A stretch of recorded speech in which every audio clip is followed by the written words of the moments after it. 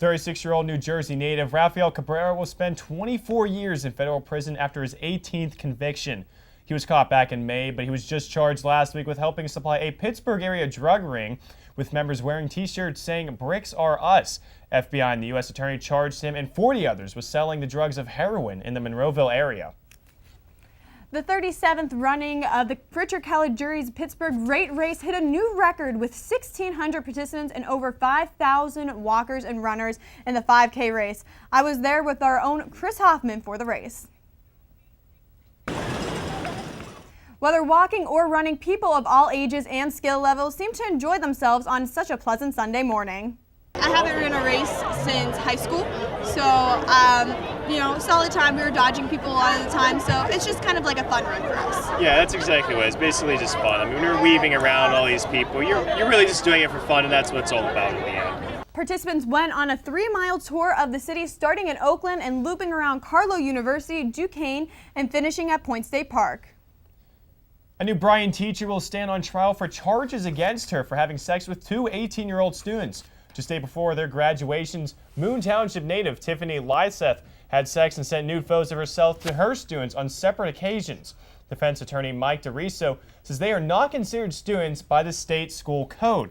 He argues any sexual activity was consensual and would not fall under the criminal statute that Lauffer is charged with because the students already met their graduation requirements.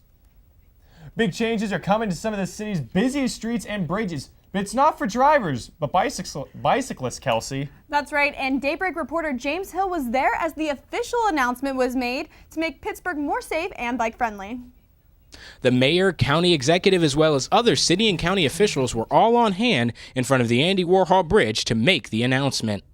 And we're here to announce with our Public Works Department, the county's Public Works Department, that we're going to be providing some protected bike lanes, protected bike trails, connecting our bridges, connecting our trails back and forth.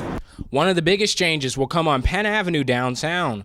From 17th Street in the Strip District to Stanwyck Street in town, Penn Avenue will be one way. New bike lanes are also coming to the 10th Street Bridge and the sister bridges connecting downtown to the North Shore.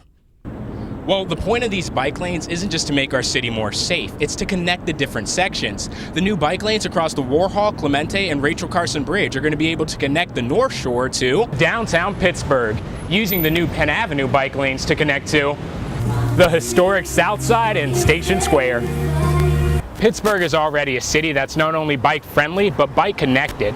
Just last year, the last part of the Great Allegheny Passage that connects Point State Park to Washington, D.C. was completed, and Mayor Peduto says these new trails will make our city even more connected to other major bike trails. We start to put it together, and we utilize these bridges to connect the North Shore Trail to downtown and connect downtown to the Eliza Trail. We start to create networks, biking systems that will work to get people not just from one point to another, but to be able to get people all throughout the city of Pittsburgh. Now, Kelsie, that was beautiful weather in that package. We've had beautiful weather so far to start fall. It says fall on the calendar, but it really hasn't felt like it. We've been just so fortunate, Chris. I feel like we're spoiled here in Pittsburgh because I'm afraid we're going to almost skip fall and head straight to winter. But we have Brittany Lauffer back with us now, and she's going to give us our 7-day outlook. Don't worry, Kelsie. We got some 70s and 60s coming up this week.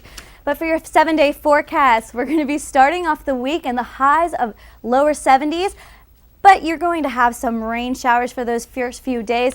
By Thursday, it's going to be warming up to sunshine and clouds, even though it's going to drop back down Saturday and Sunday with highs in the lower 60s. I'm pretty excited about this fall weather. I've been missing my boots and sweaters. What do you think, Kelsie? I definitely agree, Brittany. I mean, I could totally go for the boots and the sweaters, and I kind of miss them a little bit, actually. What about you, Chris? You know, those boots. You know, we had that fashion segment last week. I went out and actually got myself a pair. They just look so adorable. I just had to get myself some. But more importantly, after our final break, I get to teach you guys self-defense. I mean, you don't think I would know it, but I actually do. An important skill, and some of the Daybreak crew is going to join us right here on set.